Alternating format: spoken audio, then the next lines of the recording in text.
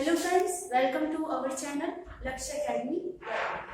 आज हम आपके लिए एक सूचना लेके आए हैं लक्ष्य अकेडमी बैठक की ओर से। फ्रेंड्स, जैसा कि आप यहाँ देख पा रहे हैं, एसएससी जीडी कांस्टेबल भर्ती परीक्षा 2022-23 का नोटिफिकेशन के बारे में हम कोई बात करने वाले हैं। हम ये उम्मीद करते हैं कि आप सभी जानते हैं एसएससी जीडी का मतलब क्या है।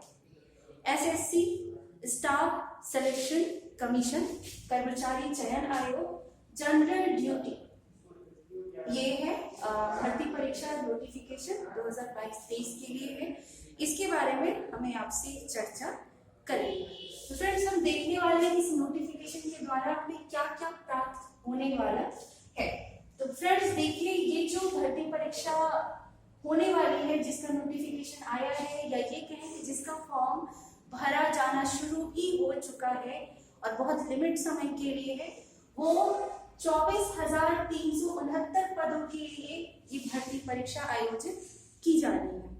फ्रेंड्स, 24,000 प्लस पद, ये सभी प्रतिभागियों के लिए जो भी एसएससी जीडी परीक्षा देना चाहते हैं और सक्सेस होना चाहते हैं, इनके लिए एक बहुत ही पॉजिटिव बात है कि ये जो भर्ती परीक्षा है ये 24,369 पदों के लिए है। आयु सीमा जो नोटिफिकेशन के अनुसार है वो है 18 से 23 वर्ष, अर्थात मिनिमम एज होनी चाहिए 18 वर्ष और मैक्सिमम एज होनी चाहिए 23 वर्ष। अर्थात कि आगे देखा जाए, जो आयु सीमा है 18 से 23, तो आयु की गणना का भी कोई फिक्स डेट माना गया होगा। तो जो आयु की गणना होगी वो 1 जनवरी 2023 पे निर्धारित होगी। अर्थात 1 जनवरी 2023 तक हमें 18 वर्ष हो ही जाना है और 23 वर्ष पार ना हुए हों तो हम इस परीक्षा के लिए एलिजिबल हैं। यहाँ देखिए, हमने एक ब्रैकेट निष्कर्ष भी निकाला है। इस आधार पर हम अगर एसएससी जीडी का एग्जाम का फॉर्म भरना चाहते हैं, हम परीक्षा देना चाहते हैं, तो हमारा जन्म 2 जनवरी 2000 इससे पहले न हुआ हो और 1 जनवरी 2005 के बाद ना हुआ हो, ये निष्कर्षता है। अर्थात हम यदि हमारा जन्म इसके बीच में है तो हम इस परीक्षा के लिए एलिजिबल वाली कैटेगरी में आ सकते हैं। परीक्षा आप सभी को अंदाजा भी होगा और पता भी होगा शायद, या ना भी हो, तो ये जो परीक्षा है ये कंप्यूटर आधारित परीक्षा अर्थात ऑनलाइन मोड में होगी और एसएससी द्वारा जारी कैलेंडर के अनुसार ये परीक्षा संभवतः जनवरी 2023 में है या होगी। अर्थात हमारे पास देखा जाए तो लगभग 1 महीने का समय है हमारी तैयारी को अंजाम देने का। तो यहाँ हम और बातें करते हैं। यहाँ से जो परीक्षा है वो जनवरी 2023 में होगी, ये हमने देखा। अगर हम आवेदन कर रहे हैं इस परीक्षा के लिए, या ये कहें कि हम जब परीक्षा फॉर्म भर रहे हैं, तो हमें जो हमारी फीस है उसके बारे में क्या जानकारी है। तो फ्रेंड्स, जो सभी के लिए फीस रखी गई है वो है ₹100 है मात्र। इसमें भी अलग अलग कैटेगरी में काफी चीजों की छूट है। जैसे हम देखें तो वुमेन को, एससी एसटी इस कैटेगरी के, और ओबीसी, और सॉरी ओबीसी नहीं, एक्स सर्विसमैन, एक्स सर्विसमैन की परिभाषा अगर आप नोटिफिकेशन देखेंगे तो आपको पता नहीं चल जाएगी। और अगर आप एक्स सर्विसमैन की कैटेगरी में है तो ये बात आपको वैसे भी पता होगी। अन्यथा अगर आप अभी शुरुआत ही कर रहे हैं तो आप तो एक्स सर्विसमैन की कैटेगरी में नहीं आएंगे।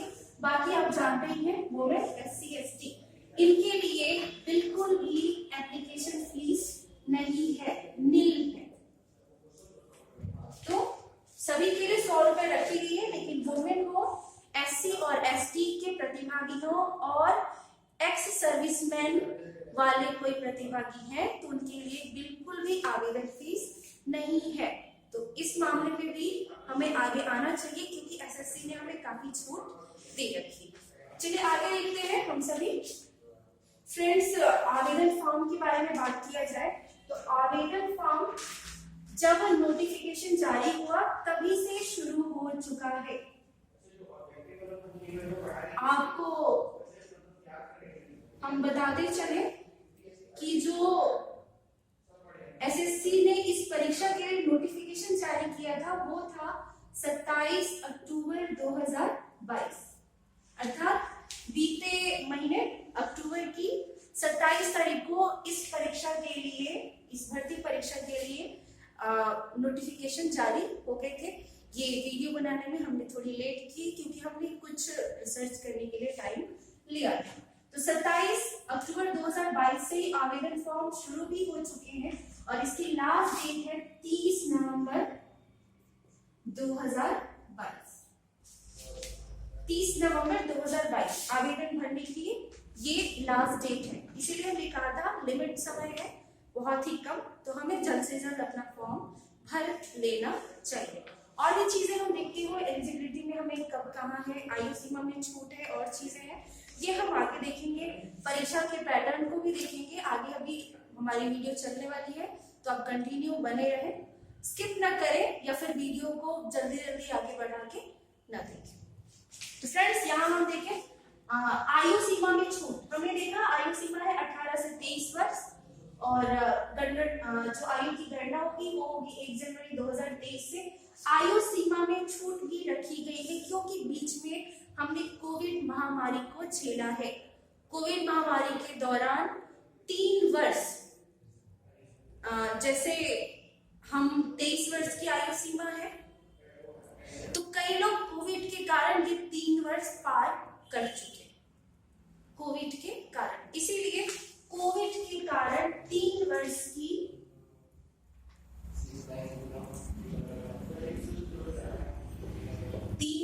की आयु सीमा में छूट दी गई है। तो यहाँ हमें आयु सीमा में बहुत सारी छूट मिल जाने वाली है क्योंकि 3 वर्ष कोविड के कारण छूट है। बाकी जो ओबीसी को छूट मिलती है एज में और एसटी एससी को जो छूट मिलती है वो भी मिलने वाली है। तो किसमें कितनी छूट मिलने वाली है एक्चुअली में हमने वो एक रैंक टेबल बना रखा है। यहाँ हम देखेंगे कि किसमें किसे वास्तव में कितनी छूट मिलने वाली है। तो फ्रेंड्स, हम देखिए जो जनरल अनारक्षित और सामान्य वर्ग के लोग हैं उनके लिए तो वैसे सामान्यतः कोई छूट नहीं होती एज में। यहाँ हम देखिए जो सीमा है 18 से 23 वर्ष, 18 से 23 है। 3 वर्ष का,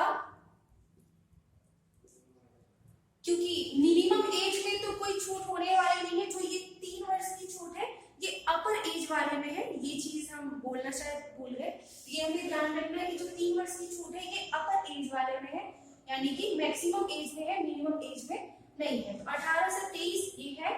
3 वर्ष की छूट होगी तो हो जाएगा 18 से 26 वर्ष, अर्थात जनरल अनारक्षित और सामान्य वर्ग के प्रतिभागियों के लिए जो आयु सीमा होगी वो वास्तव में होगी 18 से 26 वर्ष, अर्थात 1 जनवरी 2023 को हम 18 वर्ष से अधिक और 26 वर्ष से कम हो तो हम ये फॉर्म भर सकते हैं।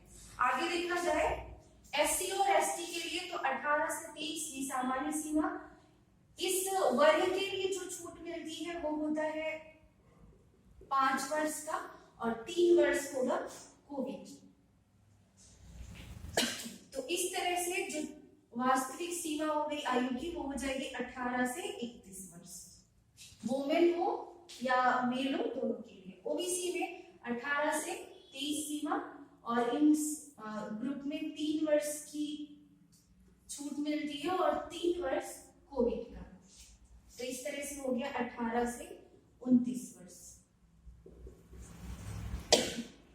एक्स सर्विसमैन वालों को भी आयु सीमा में छूट है 18 से 23, ये तो आयु सीमा है नोटिफिकेशन के अनुसार। इन्हें 3 वर्ष की छूट सामान्यतः मिलती है एसएससी जीडी एग्जाम के लिए, तो ये और 3 वर्ष कोविड के कारण ये वर्ग। तो इस तरह से होगी 18 से 29 वर्ष, अर्थात ओबीसी और एक्स एक्स सर्विसमैन को आयु सीमा में सेम छूट मिलने वाली है। तो फ्रेंड्स इस तरह से देखा जाए जो शुरुआत में है कि 18 से 30 वर्ष पर सिर्फ इतना ही नहीं है, 3 वर्ष की और छूट मिल जा रही है, बाकी वर्ग में जो वर्ग स्पेशल छूट होती है वो भी है। तो इस तरह से ये है, आप चाहे तो इसको नोट डाउन करें और देखिए कि आपके इस कैटेगरी में कहीं आते हैं या नहीं। अगर आप आते हैं तो देर ना करें, जल्द से जल्द फॉर्म भर ही दें। आगे हम लोग देखते हैं, ये तो हमारी आयु की बात है। आगे हम देखते हैं एक एनसीसी सर्टिफिकेट होल्डर, इसके बारे में हम थोड़े से बाद में बात करेंगे, लास्ट में। आगे हम चलते हैं।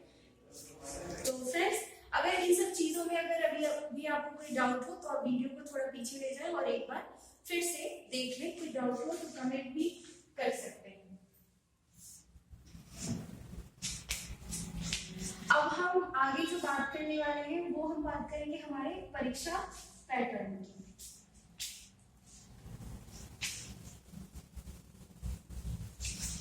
आप अगर इस परीक्षा के लिए एकदम नए हैं तो आपके लिए शायद आप सिलेबस ना भी देखे हो, आप ना जानते हो। अगर आपने एक आध बार ये एग्जाम दिया हुआ है तो आपको पता ही होगा कि पहले जो एक एग्जाम होता था उसमें 100 प्रश्न होते थे। इस बार के नोटिफिकेशन के अनुसार अब ये प्रश्नों की संख्या घट गई है। तो हम यहाँ 2 कैटेगरी में चीजों को बांट के थोड़ा देखेंगे। तो पहले हम देखते हैं हमारा परीक्षा पैटर्न।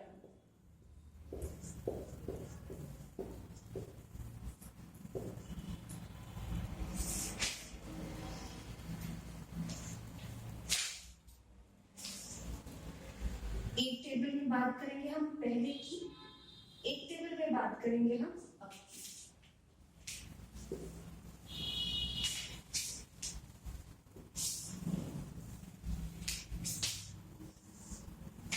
तो फ्रेंड्स जैसा कि अभी हमने कहा कि जो पहले ये एग्जाम होता था इसमें 100 प्रश्न होते थे 4 विषयों से, 100 क्वेश्चन 4 विषय।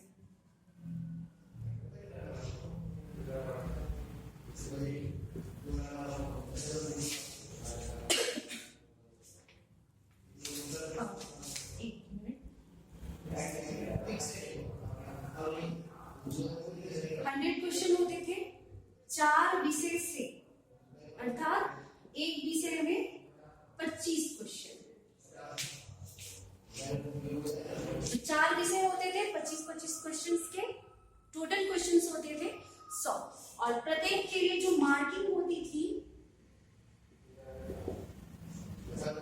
प्रति प्रश्न 1 नंबर या 1 अंक कहा जाए, प्रति प्रश्न 1 अंक का। अब की जो बात करें अब में क्या है, अब टोटल क्वेश्चंस होंगे 80 क्वेश्चंस, अर्थात 4 विषय और 4 विषयों में पहले 25-25 प्रश्न हुआ करते थे, अब होंगे 20 प्रश्न। तो 80 क्वेश्चन होंगे टोटल और 4 विषय ही होंगे, 20-20 क्वेश्चन आएंगे। यहाँ जो मार्किंग होगी वो होगा प्रति प्रश्न 2 अंक। तो इस तरह से अगर फ्रेंड्स देखा जाए तो जो पूर्णांक पूरा हुआ तो यहाँ प्रति प्रश्न 1 अंक ही था, तो यहाँ 100 नंबर या 100 अंक अधिकतम होता था। यहाँ हो जाएगा 80 गुना 160 अंक। तो जो मेरिट बनती थी पहले वो 100 अंक के अनुसार बनती थी, अब बनेगी 160 अंक के अनुसार। एक और खास बात, नेगेटिव मार्किंग। नेगेटिव मार्किंग जो पहले होता था 0.25 अर्थात 1/4 इतना होता था, अब इसको बढ़ा के कर दिया गया 0.50 अर्थात 1/2। तो फ्रेंड्स पहले के परीक्षा पैटर्न और अब के परीक्षा पैटर्न में ये कुछ महत्वपूर्ण अंतर हुए। एक और खास बात जो हमारे लिए जानना बहुत जरूरी भी है और हमारे इस परीक्षा को थोड़ा सा टफ भी बना देता है। जैसे कि पहले 100 प्रश्नों के लिए हमारे पास जो टाइम लिमिट था वो था 90 मिनट, अर्थात 1.5 घंटे। लेकिन जो अब टाइम लिमिट है 80 प्रश्नों के लिए, टाइम लिमिट होगा 60 मिनट, अर्थात 1 घंटे। तो इस हिसाब से हमें समय की थोड़ी सी कमी होगी यहाँ पे। तो ये है हमारा परीक्षा पैटर्न। 4 विषयों की बात करें तो शायद आप सभी जानते ही हैं, 4 विषय 20-20 प्रश्न होंगे,